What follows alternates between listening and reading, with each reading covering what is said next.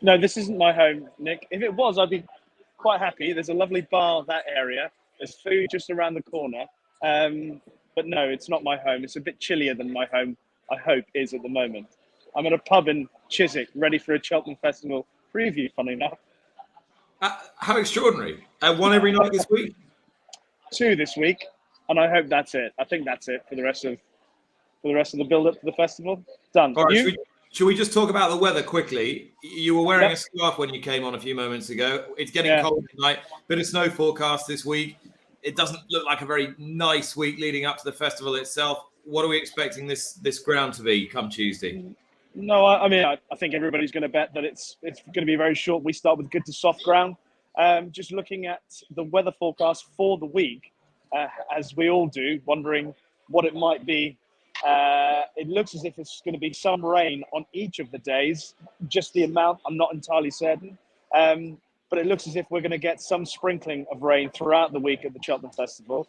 But of course, right now it's very cold. It's going to get colder over the next couple of days. I believe it's due to snow into tonight, into tomorrow as well. So I suspect we'll start on good to soft ground. Obviously, Cheltenham hasn't had that much rain through the winter, as we all know.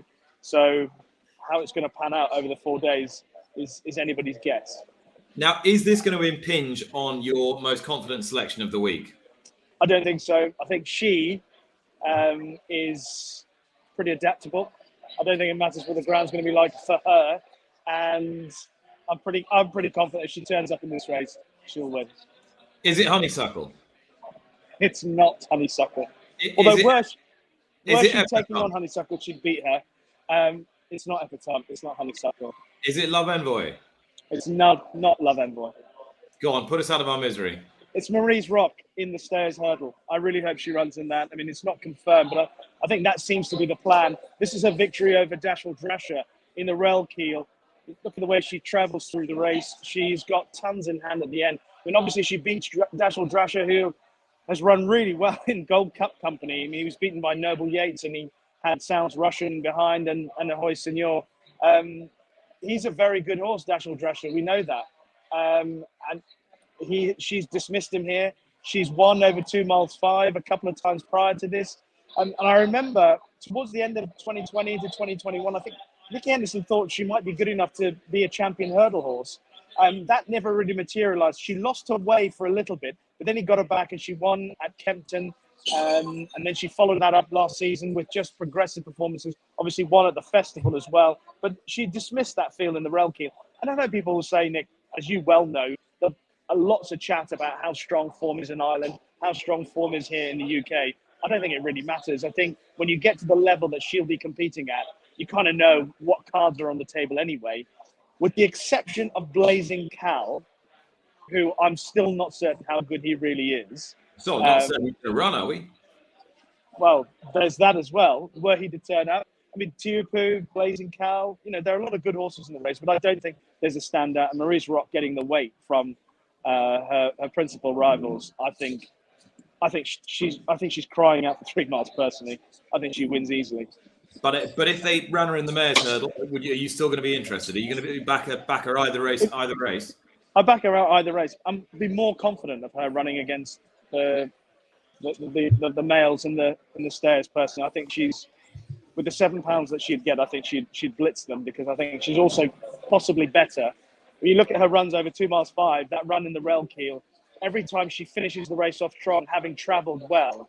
So I just think we haven't seen just quite how good she could be over 2 miles 5 plus. I mean, obviously the race at Cheltenham, there are a lot of horses that like to go on, whether it be Florian Porter trying to make the running again. You heard the connections of Paisley Park talking about wanting a strong pace. I think it's likely we'll get it. And if that were the case, I can see her certainly travelling best for longest. Tom Stanley made a contribution to this broadcast. Didn't he just? Fun fact. Fun fact for Rishi Persad. Marie's Rock has won 7 races over hurdles, but none over 3 miles. Yeah, and that's when Steve Mellish joined in the conversation and said 7 and 0 are Rishi's 2 favourite numbers as a Man United fan. Pathetic, both of them actually. Nevertheless, I have no issues with the fact that she's going to be stepping up in trip. like I said, I think it's a positive for her. I think Maryse Rock wins the Stairs. Were she to run in the Mare's Herd, I'd be less confident, but I still think I'd still back her. I'd still back her against Honeysuckle, Epatton, who she obviously beat in Ireland at the end of last season. And she's the horse who has shown the best form recently, in my opinion. And cut you open, Rish, you would bleed Manchester, wouldn't you? Obviously, Nick. I mean, I live in Surrey, so that's where most of the Man United fans live. I mean, I'm surprised you're not a Man United fan yourself, if I'm entirely honest. I mean, you might be. I'm more of a Liverpool City fan myself. Let's talk about your long shot, your longer shot of the week. Yeah. Now, here's genuinely, I totally get this. But this is where I do worry a little bit. If we get some sort of rain dump like we got on the same day last year, I would be concerned. Yes, I agree. This is where the rain would be an issue for me. I like Nube Negra as an outsider in the Queen Mother Champion Chase. You have a look at his Cheltenham record; it's superb. You know, as a young hurdler, he was placed in the Boodles, and if you look back at that run in the Boodles handicap hurdle, he actually travelled like the best horse in the race. Probably got there a little bit too soon, but that was a fine run. He obviously has won the Schlur a couple of times and ran a tremendous race when he was second in the Queen Mother Champion Chase, where he should probably have won. A cleaner run, better luck in running, I think he'd have won. But the two things that I think are needed for him to be at his absolute best are decent ground and a layoff. He's going to have had the layoff, and I've all along thought he's going to get decent ground. With the colder weather, some rain forecast, that latter part is open to debate. But I think, the fact he is still fresh, and I can't see it's going to be horrible ground. I can't see it's been so dry. And Cheltenham, as you know, Nick, it's a quick drying track anyway. It drains very well. I mean, unless we get torrential rain, which I can't see in the forecast, then I think it'll still be fine for him. And I just thought, you think about Energumene, Edwardstone, and Editor de Gite, the three E's, they've all got a case to be made for them. But how many times in the last couple of seasons we've seen things fall apart in the Queen Mother Champion Chase? So for me, I think he's around 20-1 with some bookmakers. I thought he would be a decent each way bet. He'll certainly travel well and jump well.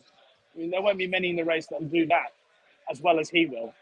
So hopefully he'll sneak a place. Well, to your point, can you remember the Champion Chase when Corto Star and Moscow Flyer were in the same race? Two of the all-time greats, yeah. Corto Star and Moscow Flyer. Yeah. And who was the winner? It wasn't either of them. Corto Star took a horrible fall, and the winner was... Oh, God, you foxed me here. Exactly. Exactly. Yeah. I mean, massive prize. I can't remember. This was yellowish colours, wasn't it? Yeah. Andy McNamara made all the running. I can't remember. Yeah. I New just Mill. remember Corto being crushed. New Mill. Yeah. So I see where you're coming from. Those first two fences, aren't they? I mean, first two or three fences, margin for error in that race is so fine. Now, Rishi, we've got a question from one of our members for you. I know you like a member's question. Here we go. Alan Murray asks, what will the score be in the Prestbury Cup? That's a brutal question. The brutal because obviously Ireland will win. What was it last year? About 18-10 was it last year, or was it? Was it that good? Yeah. The Great Britain. I shouldn't say the UK because obviously Great Britain did better last year than expected, I think. Yeah, and I think they're going to do better than expected this year. I did one other preview last week, and my chat was that I think Nicky Henderson could have a very good Cheltenham Festival. You think of some of his chances, obviously, Constitution Hill, John Bon, depends which race Maryse Rock runs in, Lucia, I like Mr. Coffey. Might run 6 in the Potemps, yeah. So. Captain Mords in the Potemps would be my choice. I think I might have mentioned that to you on the Nick Love Daily. I think he could have a very, very good Cheltenham Festival. Hermes Allen for Paul Nicholls. I don't know. What would the score be? Probably something similar, but not quite 10. I'd say drop a couple, add a couple. So 16-12. 16-12. Here's look, Chris Dixon's in, the first Dixon of the night. I'm trying to be positive. Dicko, can Great Britain really win 12 of these races? Genuine. I haven't looked at all the races, Lucky.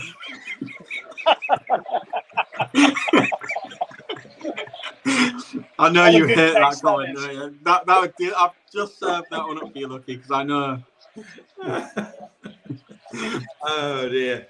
What do you fancy with the Guineas? Haven't looked at the race yet. Best guess then. What's the score going to be? There's 28 races. There's a clue for you.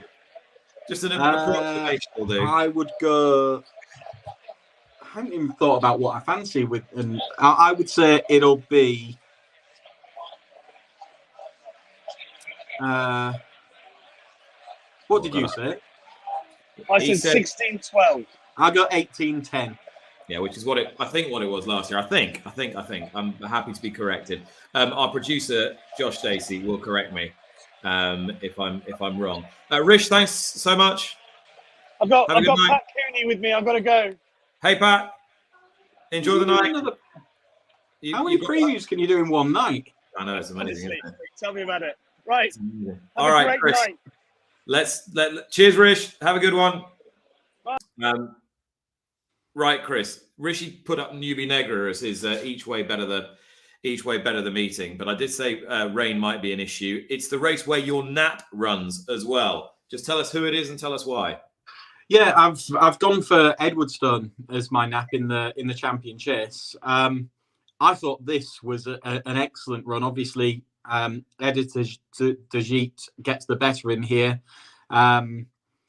Energumen is in behind. He's a bit of a disappointment. You'll see him make that mistake at the next fence, Energumen, which kind of knocks the stuffing out of him. But I think that Edwardstone is, for one, very, very solid. And I think here he just did an awful lot of running to get himself upsides and beyond Edwardstone. You'll see that he gets past him. And the Moor horse on the far side finds a little bit more. But I don't think that the champion chase will play out in quite the same way as that. I thought Edwardstone got an excellent ride. I think he had the run of things to an extent out in front that day. And I just don't think that'll happen. I think part of the reason that that'll be the case is I think that they'll go back to a more positive ride on Energumen. I know he didn't get one when he ran in the race last year, but generally he seems happiest ridden that way. And I think they'll look at the way it played out there on his latest run and think that they'll want him a little bit handier. And I just think that they'll engage a decent way out. And I know that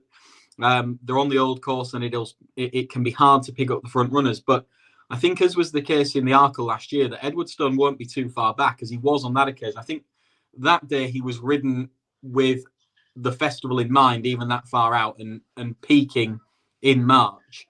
I thought he just looked like he had so much ability and he picked them up with ease that he's going to be very comfortable in a champion chase. And if they're trapping along out in front and he's just able to stalk them and his jumping is swift and economical as it basically always seems to be, I think he'll just be able to pick them off a little bit later than he tried there. Isn't Gentleman Demi going to go? He's only got one way of running, hasn't he? He's got two speeds, flat out or nothing. So yeah, he's going to serve it up to Edwardstone as well. Yeah, he's going to be there as well. But I think they'll have maybe I'm wrong, but I think they'll have an Energumen a bit closer again. I don't think it went perfectly for him being held onto a little bit last time. I think obviously they held him up in last year's champion chase, but champion chase last year sort of fell in his lap. I wouldn't want to knock him particularly, but his two main rivals bombed, didn't they? I think if he meets his main market rivals and they're giving their running this time around, it'll take a better effort to win this year's champion chase than the one that he won last year. Do you remember? Probably not. You will remember this. You will definitely remember this. COVID Cheltenham. You've only got to go back 2 years. I know a lot's happened in 2 years. I know what you're going to say. I do remember. Yeah. You and I were working together day one. Yeah. And it didn't really matter that there wasn't a crowd because who was it riding Vintage Clouds? Was it Ryan Mania? Or was it Ryan Mania or Danny Cook? Danny Cook, wasn't it? Was it? I think it might have been. Might have been. I told you. I told you. Well, whoever it was, they could have heard you shouting from about 3 out to the line. That was a very good result in the Ultima, wasn't it? It was. It was a good result. Yeah, I'm trying to look up who rode him now. I think he might be. Yeah, it was Ryan Mania. Mm-hmm. Yeah, it was a very good result, and he was. You're getting round to my bigger prize fancy for the week, I assume, with this. I think the handicap chases on the old course generally at Cheltenham. I think it's a big pace favouring track over fences, and I think if you go through winners of the Ultima, even though it's a big field handicap, the vast majority of them sit fairly close up, don't they? So my thinking with the Ultima, the place to come at it for, and it's the method that isn't as simple. Well, actually, the method in finding vintage clouds was ring your cleverer younger brother, and he'll make a case or something, and you follow him in. However, the case was largely based on the fact that he would get a handy ride, and he had previous festival form. And I think the thing with festival form, as much as anything else, is it doesn't have to be festival form specific to Cheltenham. I like horses in the festival races generally that have done it in well-run races, in good time races, because horses that have never clocked a good time doesn't mean that they won't be able to do it, but they can very easily get found out in the heat of battle at a big race meeting like this. So I like those horses that have done it at a big meeting, ideally Cheltenham before, and that are able to be effective in that type of scenario, therefore. And so Happy Go Lucky was actually second to Vintage Clouds. I think looks really interesting for this year's renewal of the Ultima. He's on a good mark. I think he's quite clearly been targeted, hasn't he? Otherwise, why would they run him over that trip last time out? Yeah, I thought he ran such a good race in the rehearsal chase behind L'Homme Pressé. He must have bounced the next time, mustn't he? I don't know if he bounced or just maybe, but I think he also was just running another far too short a trip. He was fine, and then he kind of got outpaced and wasn't knocked about. I think Nassalam's a well-backed favourite for this race, isn't he? He came out of the same race and he sort of finished off strongly into third that day. But he's sort of an 8-1 shot. Happy Go Lucky is about a 14-1 shot. He's only, £5 higher than when he was second in the race to the well-handicapped Vintage Clouds. That rehearsal form is rock solid, isn't it? Obviously, L'Homme Pressé was going to finish second in a King George, and the runner-up, what's he called? Into Overdrive. Overdrive? Great form, and he's right up there toward the head of the market as well. So Happy Go Lucky, you're lively outside, about 14-16-1 at the moment for Kim Bailey. Right, let's have a few questions. I think I don't know the answer. Do you think the fact that this race was on the new course was a disadvantage to Edwardstone? Will he be favoured by a return to the old course, do you think? The course over which he won the Arkle? Matthew. I think, in a way, it might be the disadvantage, strangely enough. But I think they'll be aware, just because if they do hold him up like they did last time, I think it's harder to make up ground on this track than it is the new track to some extent. But I think this race on the new course was a disadvantage. Yeah. So no, it doesn't. I'm not taking it as a positive that he's switching track, but equally I'm not taking it as a negative because I think they'll ride him a bit handier, and I think that they'll go quick enough anyway. So, oh my God, where is he? Your clever younger brother has just joined the party. Oh my! Can you see me, Lucky? Well, this is horrendous. I've been stood up. I'm in the car. I'm at Wolverhampton Racecourse. We've got a runner in 50 minutes, as Chris knows. So, like as long as Julie Harrington interview, you look like something out of the Blair Witch Project.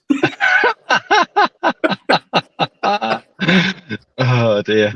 I think audio only for me might be the best way forward. No. We can see you. You look great. Yeah. What does the clever younger brother think about this Edwardstone project then? I expect him to win. I think I asked him earlier, Lucky.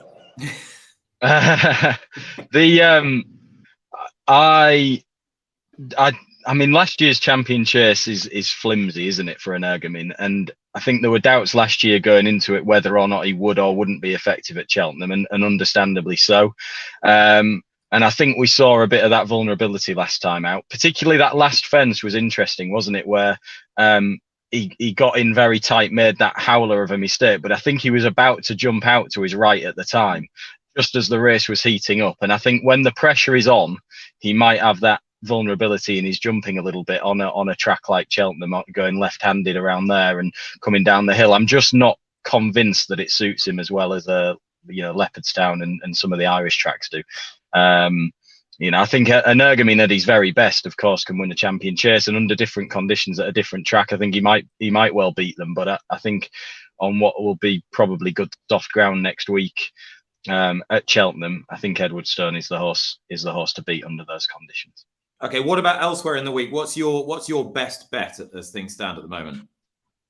For me, Impervious in the Mears chase. Now she keeps on getting shorter, doesn't she? And but she's the one that I've put up. Look, I think she'll be very hard to beat ultimately.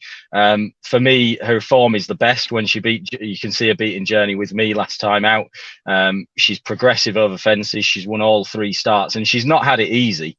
She beat Dino Blue, who was a good high achieving mare herself on her previous start. But look at the way that she deals with Gerri with me here. She canters all over her. All over him, and she wins this well, and she's got a great attitude. She sees 2.5 miles out strongly. I think the stiff 2.5 won't be a problem for her at Cheltenham. As I say, she's got an excellent attitude, very progressive profile. I think the best form in the race. And adding to that, I know it's probably been said at every preview night going, but it is a fact that Allegory Devassi shows that marked tendency to go out to her right. And I think on a track like Cheltenham, that will put her, make her very vulnerable. And, Impervious, I think, would probably beat her on a level playing field anyway. But at Cheltenham, I do think she'll beat her. And Jeremy's Flame, who's in the market as well, she's done well and she has improved this season, but I really don't think she will handle the nature of the fences and the track at Cheltenham. I think it'll be too stiff a jumping test for her.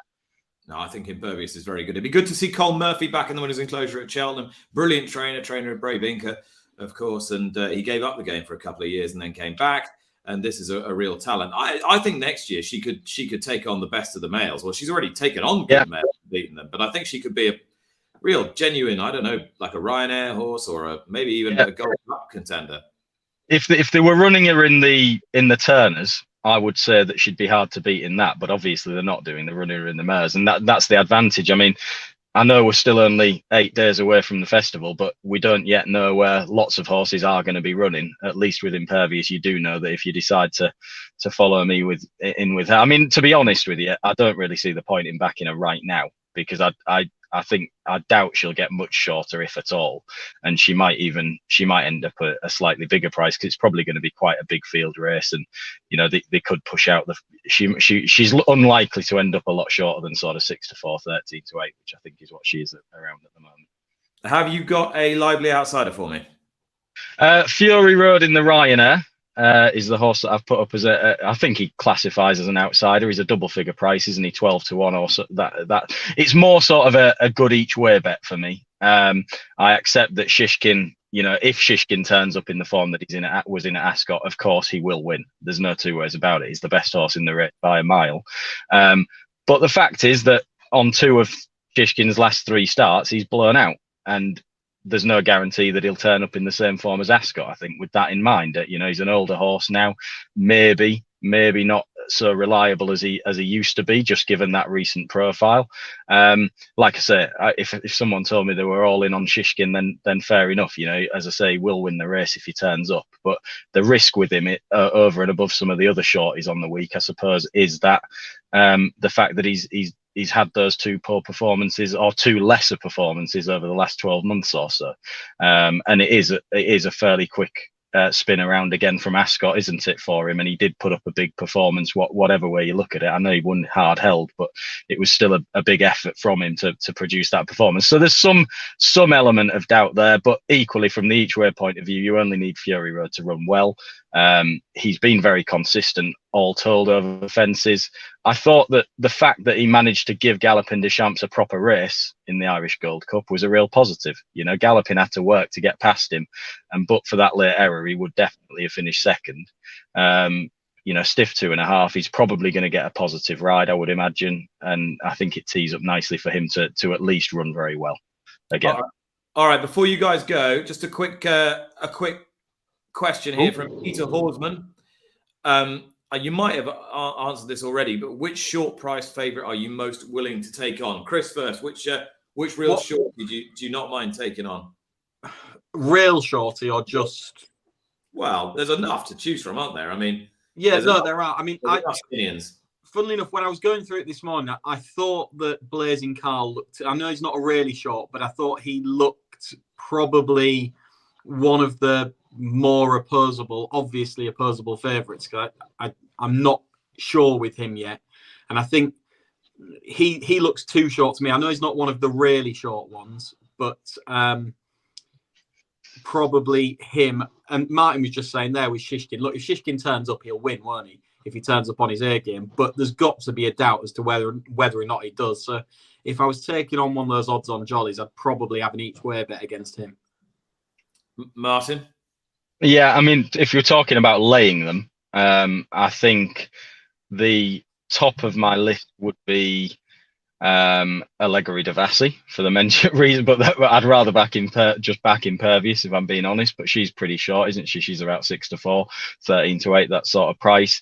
I'd be happy to take on Facile Vega on the back of blowing out last time out for all their excuses. I certainly wouldn't want to be backing him. I agree that Blazing Carl for me would be opposable as one of the favourites for the race, particularly as a horse that's had a lot of problems and well documented ones. Again, you're talking about no guarantees that he'll turn up in the same form as he was last time, and I think you can question as well whether his form definitively is the best in the race anyway. So what is he, about a 9-4 shot at the moment? I'd go off 9-4 personally. I think he'd drift out, but we'll see. All righty. Guys, I know you've got a runner in a minute. I'm hoping you're in the car park at Wolverhampton. I am. Yeah. I don't want to be breaking the media requirements and it looks like we're going to lose you anyway. Martin, good luck this evening. Thanks, Nick. See you later. How many? What number preview are you on now? Just before I go, 77. No. I'm very quiet. This is my first, I think, of any. Is it? Well, somebody ring me and tell me I've done 2 already, but I don't think I have. Anyway, cheers, guys. See you later, Lucky. Thank you. Thanks, Martin and Chris Dixon. As we welcome Steve Mellish to the show. Evening, Steve. Evening, Nick. I've got a runner at Wolverhampton as well, but I'd rather talk to you. Well, to be honest, if you did have a runner at Wolverhampton, would you be dedicated enough to go there and hang around in the car park? You can get that would be my outsider at Cheltenham. Yeah, we'd be a good value outsider. What did you think of the boys' lays there? I thought they were quite interesting. Against Allegory Devassi, against Blazing Carl, a little bit against a little bit again. Yeah, just a few there to get your teeth stuck into. Yeah, I think it's sort of, for me, I'd be against lots because I certainly start looking from that position and have to be persuaded. I wouldn't back very short anyway, but I am instinctively against a lot of short price favourites. So I agreed with a lot of what they'd say, and I'd add. You said Facile Vega, didn't he? Yeah. Martin said that. I'd add Honeysuckle. There's quite a few that I would be happy to go. Mighty Potter, maybe. Not that I don't think he's a good horse, but I think the whole thing about a meeting like Cheltenham is there are very good horses taking them on at better prices, in my opinion. Absolutely. I mean, Facile Vega is in. I mean, I would just think with him, yeah, fine. If he goes and bolts up, he bolts up, and you go, am I going to be really sorry that I missed him? I'm not, Nick, I completely agree. I mean, he's 9-4, and it's right. Don't get me wrong; he's around 9-4 chance because he's trained by a guy who seems to win the race often and had made it clear that this was his supreme horse from a long way ago. I don't think he's 9-4 on what he's done personally. No, and he's had plenty of hot pots beaten in the race as well. Absolutely. I couldn't agree more. But if he wins, I'm like you. I'm not going to be surprised, and I'd be appreciative of a good horse, but I would start from a position of wanting to see if I could take him on. Which horse at the moment makes the most sort of appeal overall of any horse at the whole festival? Well, I like the handicaps, I've got to be honest. And my main bet that I've given is running the county hurdle, which for whatever reason has been quite a lucky race for me over the years. So it's probably the race I look at most. And I've got a short list of a few, but I've decided in the end I like the chance of Pembroke. Dan Skelton, novice. Here he is, just on the inside there in the navy and maroon colours. Yeah, he can. Sorry, Nick. He can improve his jumping, I think. So that's, I guess, a slight issue. But this was 2.5 miles on the course they're running at this time. My theory here is that you can't say he didn't stay. But I think he'd be better at a shorter trip. I thought the winner, who's a pretty good horse in his own right and go for the Albert Bartlett, ran the speed out of him. I think if it had been a couple of furlongs shorter, Pembroke would nearly have won. And he went into this race rated 136. He'd come out of the race rated 136. I'll be really surprised if he's not a mid-140s horse lurking. Now, you need to do that to win a county hurdle because, you could have bumped into Stateman last year, but you can always run into a good horse. I think he's a potentially unexposed, well-handicapped horse. Yeah, and there's only one person who's luckier in the county hurdle than you, and that's the trainer of Pembroke, Dan Skelton. It's a race he likes, absolutely. And, you can see, honestly, I would add a couple of Harry Fry runners who I think are interesting. Jim Coco's clearly been laid out for the race and looks to have a really good chance. Might I, who could go there, could go for the Mighty Pipe, could go for somewhere else. I think he makes some appeal as well. But Pembroke ticks, I hate the phrase, but ticks a lot of boxes, I think. You mentioned Harry Fry had got a couple in the race. He looks to have quite a few interesting runners throughout the week. Steve, you were saying that you prefer the handicaps at Cheltenham as a betting medium. Has that always been the case, or is that just more the case recently where we've got these sort of smaller fields for the grade ones and this kind of raft of very short price favourites? Well, I think that's added to it. I think that's, I'm not interested in short prices, full stop. And I think there are more of them. But I think it's also that the markets in those races has settled down to a large degree. I mean, if you've got on at some fancy prices, I can absolutely see it. But quite rightly, the bookmakers concentrate on the graded races, don't they? So, okay, you might have a fancy, which, the next one I'm going to give, my outside, is in a race like that. But I instinctively drawn to the handicaps because I think they are a chance, certainly at this stage, where they make some mistakes, the bookmakers. Now, the other horse that you really like, or that you're putting up as a lively outsider, is a horse who's always had a bit of a reputation, and certainly when he was first running for this trainer, they thought he was a grade one horse through and through, and it's just taken a little bit of a meander before he's got there. But you think he's got there now, and he is. He's Balco Coastal. What I think he is I think he's the wrong price at the moment. I mean, we're going about the race in a minute.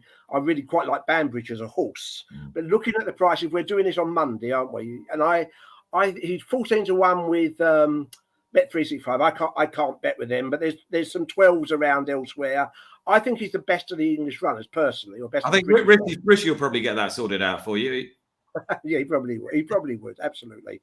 But I think he's the wrong price. There's a few who are higher up in the betting with him who probably aren't going to run. You would imagine aren't going to run, 2 or 3 anyway. Mighty Potter, I can absolutely see the case. I can't get out of my mind that he ran badly at the festival last year. I know there are reasons. He got loose beforehand, and it was a hurdle race, and it's probably not fair, but you don't have to look hard to oppose an 11-8 chance. Banbridge, I do massively respect. My one worry about Banbridge would be if they have a lot of rain. I mean, we're sitting here on Monday. If this had been 3 days ago, we'd be talking about definite good ground Cheltenham, wouldn't we? Because the forecast was devoid of any rain. Now they're talking about not much. You might wake up on Tuesday morning and there's been half an inch. So I don't know. And that would worry me for Banbridge. But I think he's got a lot of things in his favour as well. It's just the price for Balco Coastal. I've had a few bob on him. Non-runner, no bet. At 12-1, I think that's the wrong price, Nick. That's all. Balco Coastal, Steve Mellish's lively outsider for the Turners on Thursday. The Turners last year, of course, was won in extraordinary circumstances by Bob Ollinger when Galopin Des Champs had that weird aberration at the final fence. Before I bring Lisa O'Neill in, Steve, do you think Galopin Des Champs is going to win the Gold Cup? Yes. There you are. I was really impressed last time. I accept it wasn't the most strongly run race. I can't get out of my mind how long it took to pick him up to pull him up after. I think he'll be more suited by a strongly run race. Hi Lisa, how are you doing? Hi Nick, how are you? Hi Steve. Hi Lisa. Do you agree with Steve? Do you think Galopin's the likeliest winner of the Gold Cup, suited by a strongly run race? Yes, I think so.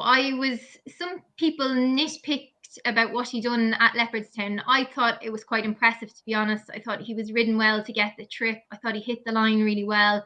His jumping, he raced a lot more tractable, and his jumping was very good as well. I love the way he hit the line. I thought there was an anxious moment coming to the last fence when I wasn't so sure how much he was going to find off it. But I loved the way when Paul Townend went for him, the way he hit the line, and he hit the line running. I think the further he was going, the better he was going. It was an ideal prep. He's obviously going to have to step up on that. He comes with a big reputation as well.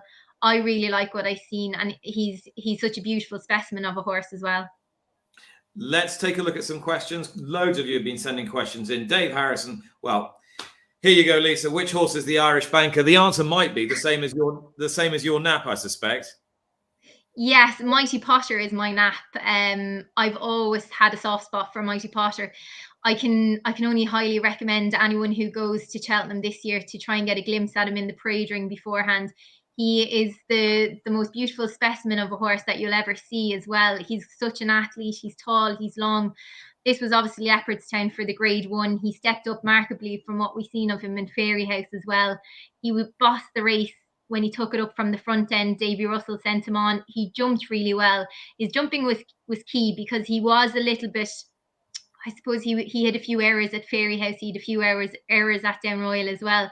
But I thought he was much better here at Leopardstown. And I love the way when Davy got stuck into him that he found. And you know, he's, as I said, he's so tall, he's so long, he's got such a big stride. Yeah, going into the turners, I suppose Irish contenders, you're going to have Appreciated. You're also going to have the likes of Banbridge as well. For me, Mighty Potter is the one to beat, I think. I'm not sure what you think of that, Steve. Banbridge, obviously, he won the Martin Pipe last year. Mighty Potter's won a Grade 1s over hurls. So I know Appreciated landed up to the champion hurl last year with I suppose a lot of confidence behind him, but he didn't follow through with that. Yeah, I just think Mighty Potter is the one for me. Will Appreciate go for this race, do you think? Are they going to step him up to 2.5 miles? I think so. I have heard that he is potentially going to go for the turners. So it'll be interesting if he does step up. I thought he was a bit disappointed in Leopardstown over the 2-1 trip as well. He'd good preparations before that. For me, he's always promised after his Ballymore win, but he hasn't really delivered in the last few years, obviously. Lisa, can I ask you about a couple of other Gordon horses before we move on? I was looking at the markets the other day, and Delta Works evens to go in again in the cross country, but Galvin's in the race as well. The enemy's lurking within, isn't he? To Delta Works. Yet again, Nick. Yet again. As I'm very much a Tiger Roll fan, obviously, he's been a big part of my life. So I was gutted last year when Delta Work overturned him in the cross country, and I actually couldn't believe they ran one against the other. But look, Higginstown and Gordon always want the winners, so that's the main thing. Yeah, Galvin, he obviously was a bit disappointing at Grade 1 level for his last 2 runs. He has had a good preparation. He's been schooling plenty. He actually went to Cheltenham a few weeks ago to school as well with Delta Work. He's very quick and nimble over them, so he certainly won't be going down without a fight. That's all we really need to know, isn't it? How he likes those funny jumps, and if they like him, they like him, and if they don't, you'll know after about three fences, won't you? And could Conflated run well in a Gold Cup, or is he not quite good enough? I think he could. He could land a big surprise. He's continued to progress and improve. I think fences have made they've made a man out of him altogether. I think what he done obviously on his last run was extremely good, and I think he's continued to surprise us throughout his career. And I think he could continue to surprise again. He could run a career best and finish third or fourth either, but he's another one that I wouldn't rule out too easily. All right. What about your lively outsider, Lisa? Yeah, I thought I'd give Absolute Notions a mention. I thought maybe he's a little bit overpriced. He's obviously he's going to be confirmed for the Albert Bartlett and obviously the Ballymore. I think maybe he potentially might go for the Ballymore, and I just think the way he ran the last day was a really good run. He stepped up markedly from obviously what we've seen before. He's a Land Rover bumper winner as well, and I think on a stiff track with that stiff climb, he'll be the one with bags of stamina in hand. All right, thank you very much. Before you both go, I think we've got one or two more questions for you, and then we're going to take a look at Fran Berry and Lydia Hislop's nap. Simon Tomlinson says, is Honeysuckle going out in a blaze of glory? Steve, you've half answered this already. I always feel like I'm, a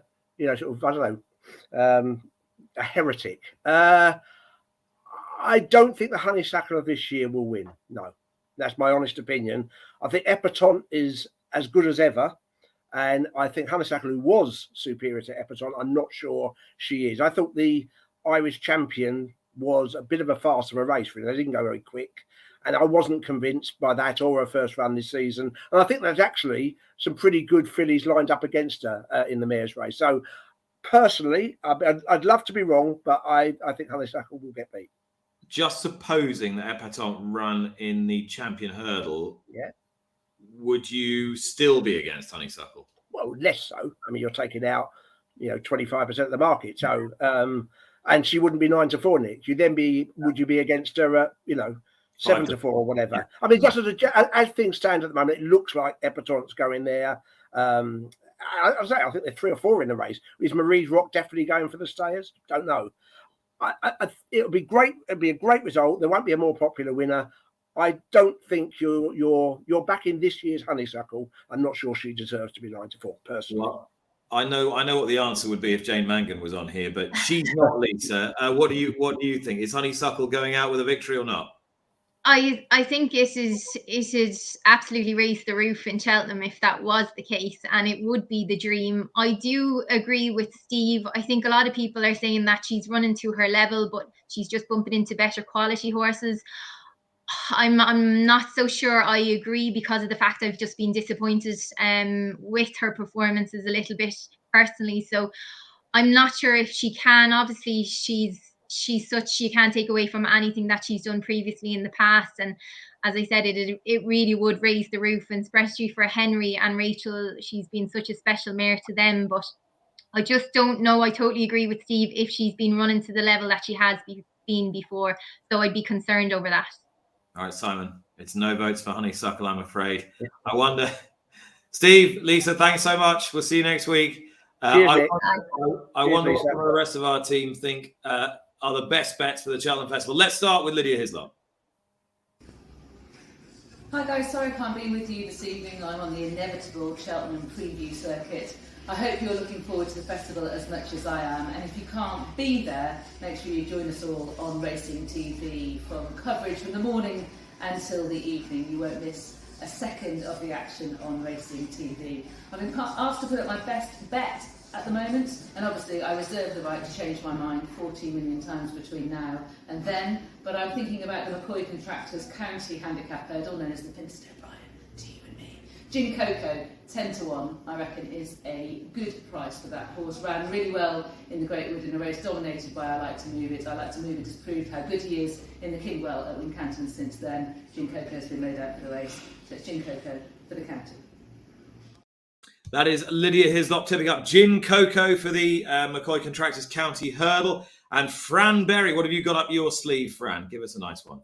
Good evening, Racing TV viewers. I hope you're all keeping well and enjoying the Cheltenham preview tonight on the Racing TV channels, and hopefully getting some insight and a few winners from my colleagues. On that subject, I cannot wait for the festival kick-off next Tuesday, and that is where my nap will come. It's on day one. The final race of the day is the Amateur National Hunt Chase, of course. Gaillard de Menil, favourite he may be, but he's got really strong contentions for Willie Mullins. Patrick Mullins will be in the plate. He was placed at the festival over fences last year. He ran a cracker in the Irish Grand National, and he's also ran some good races in defeat against the likes of Mighty Potter this season. Up in trip, with his experience running at this track, he's going to be a big player here. He should kick off the day with a winner first on the final race of day one. In fact, I'd even go so far as to say back him now for the Grand National. He's 16-1 for that. He won't be that if he's a wide margin winner of the final race on day one. Elsewhere, if you're looking for something at an each way price, quite hard to find. The handicaps, I think, are all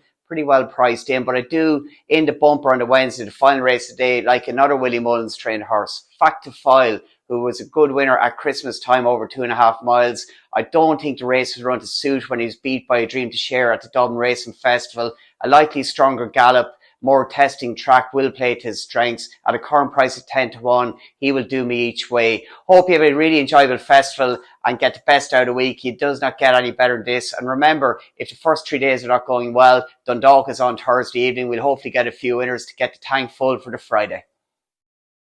Top man, Fran Berry, thank you so much.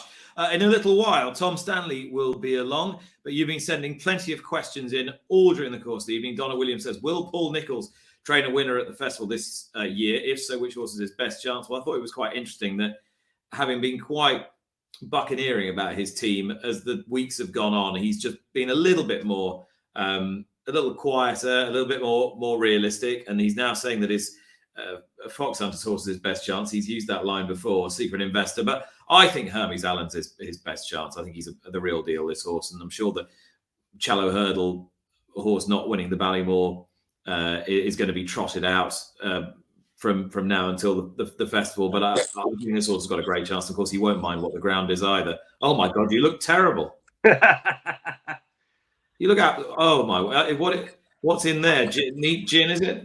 No, this is just water. Sadly, I need more. We need to give a little bit of context to this. Yeah.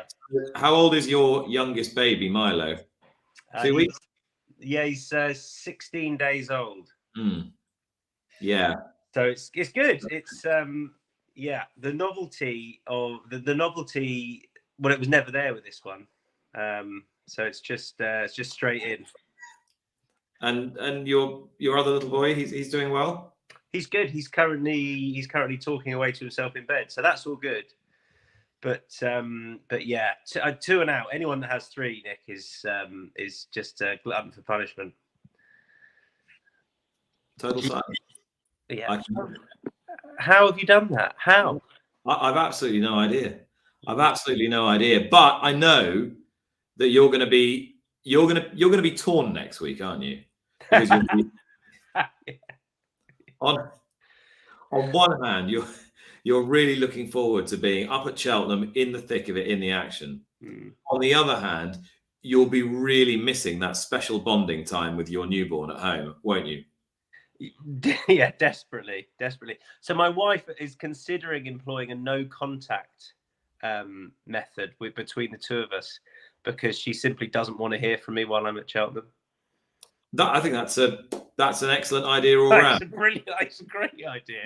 And I'll WhatsApp you our schedule a little bit later on. But we need to make some money to make Cheltenham worthwhile, Tom. Can I add? Yes. Can I add to your thoughts on Hermes Allen? So I don't think he's a Denman-like horse. I think he's not.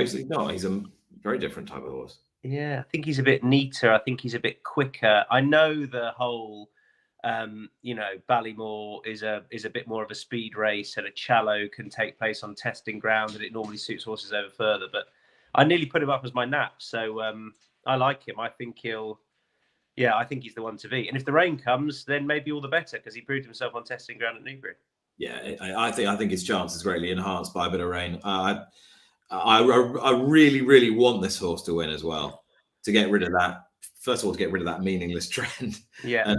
But is there something in it, in the way that Nicholls trains his horses? Do you think there's something in it in the, in not just the Denman physique, but also the way he approaches it with these horses, that they're not quite sharp enough for a Ballymore? And I don't, but somebody suggested that to me.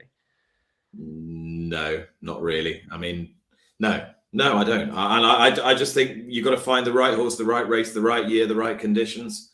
And I think they found it this time. The horse is well, and he's developed and trained well in the lead up to the race. I think he's got much the most compelling chance, to be honest. Yeah, I'm with him. All right. So who is your best bet of the week? Well, I had to pick an Irish horse because I couldn't pick two British horses to put up.